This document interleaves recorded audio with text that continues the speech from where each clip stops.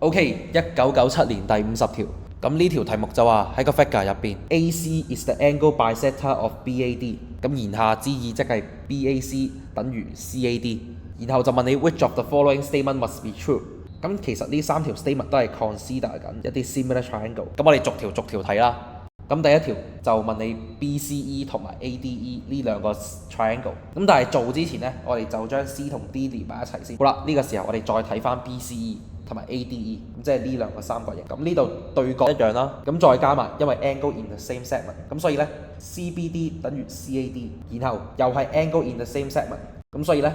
ACB 等於 ADB。咁你就會見到因為三隻 corresponding angle 都一樣啦，咁所以呢一 pair 係 similar triangle， 然後 ABC 同埋 AED， 咁首先題目俾咗呢兩隻角一樣啦，然後 angle in the same segment， 咁所以 ACB 等於 ADB， 咁呢兩隻角一樣，咁剩低嘅隻角因為係180度減呢一隻再減呢一隻，咁其實剩低嘅呢兩隻角都係一樣，咁所以 statement 2係啱啦。然後最後啦 ABC 同埋 BDA， 咁即係呢個三角形同埋呢個三角形，咁因為 angle in the same segment， 咁所以 ACB 等於 ADB， 咁因為呢一隻角係呢一隻嘅2倍啦，咁所以呢，